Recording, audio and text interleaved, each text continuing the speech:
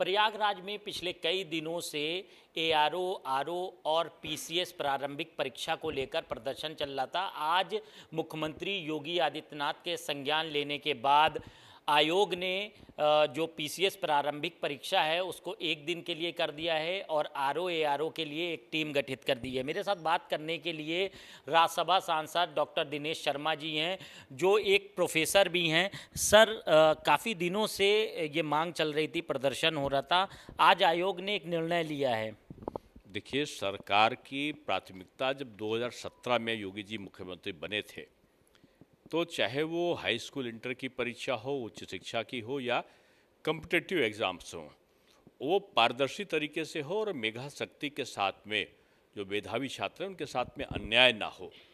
जो पिछली सरकारों में परिवार को ही नौकरी दे दो, सीटों पर नौकरी कर दो, यूपीएससी और तमाम परीक्षाएं खेल बन गई थी, उससे मुक्ति मिले प्रदेश को, इसकी पूरी कोशिश हुई है। अभी पुलिस परीक्षा में भी 5 लाख से ऊपर जब परीक्षार्थी थे तो उनको 2 दिन में कराया गया था और टुकड़ों में कराया गया था। 7-7 पेपर बनाए गए थे। माध्यमिक शिक्षा के भी जो परीक्षाएं होती उसमें भी 7-7 पेपर बनाकर जो 2.5 महीने की परीक्षा थी उसको 12 दिन और 14 दिन में हाई स्कूल इंटर की गई थी।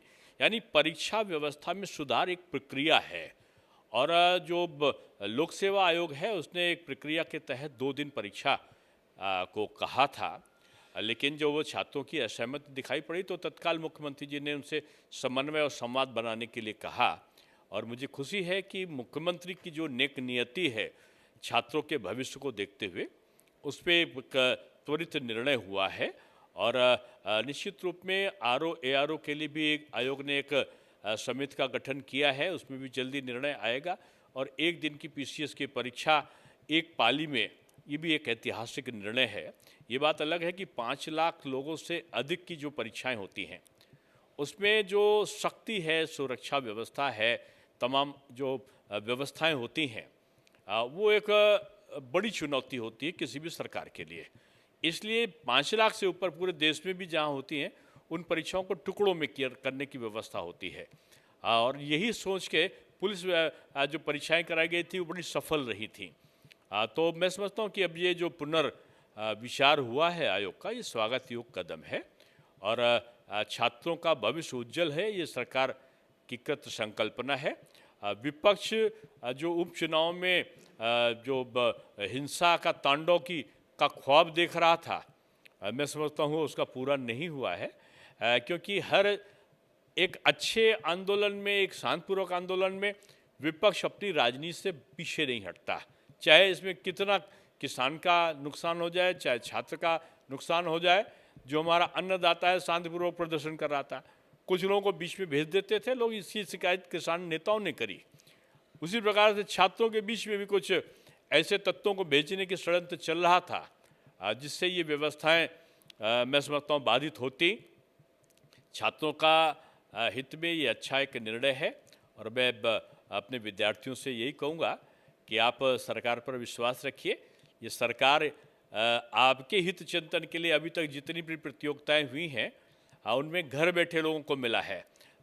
शिक्षा के में भी जो माध्यमिक में या उच्च में हुई थी या पुलिस में हुई, बेसिक में हुई, किसी में शिकायतें नहीं आई हैं, कुछ 1-2 प्रकरण को छोड़ के। तो मैं समझता हूँ कि जो भी परीक्षा होगी उनका उज्जवल भविष्य के लिए सार्थक सिद्ध होगी। सर, कहीं ना कहीं छात्रों को एक बड़ा रिलैक्स मिला है, लेकिन जो आरओ और एआरओ के अभ्यर्थी हैं वो अभी भी कहीं ना कहीं चिंतित हैं, क्योंकि उनको लेकर अभी कोई। जब तक योगी जी हैं छात्रों को बिल्कुल भी चिंतित नहीं होना चाहिए। आदरणीय योगी जी की प्राथमिकता हमेशा से शिक्षा के प्रति बड़ा चैतन्य भाव रहता है और चिंतित रहकर भी वो एक एक छोटी छोटी चीज़ों को स्वयं देखते हैं। जल्दी ही समिति का जो आयोग ने समिति गठित की है उसका निर्णय आएगा और उनको बिल्कुल भी चिंतित या व्यथित होने की ज़रूरत नहीं है। एक सकारात्मक निर्णय के लिए वो बिल्कुल तैयार रहें कि सकारात्मक निर्णय सरकार हमेशा करती है, उसमें भी लेगी। सर, एक आखिरी सवाल है। मुख्यमंत्री योगी आदित्यनाथ और समाजवादी पार्टी के राष्ट्रीय अध्यक्ष अखिलेश यादव लगातार कई रैलियां कर रहे हैं। इस बार कहीं ना कहीं जो दलित वोट बैंक है उस पर भी काफ़ी फोकस किया जा रहा है, तो ये जो उपचुनाव है क्या दलितों के जरिए नैया पार करवाएगा? देखिए, ये उन लोगों की सोच है जो जाति जाति में विखंडित करना चाहते हैं। बीजेपी वो पार्टी नहीं है कि कांग्रेस में एक समय था कि जगजीवन राम जी प्रधानमंत्री बन सकते थे, लेकिन गांधी और नेहरू वंश का ही प्रधानमंत्री बने, इसके लिए उनको पार्टी से ही निकल, उनके बेटे पर आरोप लगा दिया गया। यानी एससी के साथ में खिलवाड़ तो इन लोगों ने किया। अम्बेडकर जी को जीतने नहीं दिया कांग्रेस ने, नेहरू जी ने। ये इतिहास का साक्ष्य, मैं नहीं बोल रहा हूँ, आरोप नहीं लगा रहा हूँ।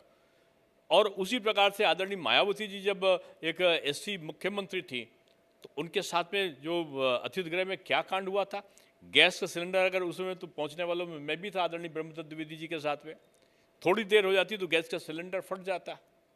तो अनुसूचित के साथ में सपा और कांग्रेस की क्या नीति है ये हर व्यक्ति जानता है। और भाजपा के लिए वो स्वाभाविक एक तरीके से मतदाता भी हैं और प्रिय भी हैं। और भाजपा का नारा ही है सबका साथ, सबका विकास, सबके लिए प्रयास, सबका विश्वास। तो इसमें हम जाति के आधार पर नहीं, हम व्यक्ति और मतदाता के रूप में देखते हैं। बहुत शुक्रिया हमसे बात करने के लिए। राज्यसभा सांसद डॉक्टर दिनेश शर्मा थे, जिनका कहना है जो फैसला हुआ है मुख्यमंत्री योगी आदित्यनाथ लगातार छात्रों के लिए चिंतित हैं और उनके हक में फैसला होगा। कैमरा पर्सन सौरभ झा के साथ कफीलुर रहमान, भारत समाचार, लखनऊ।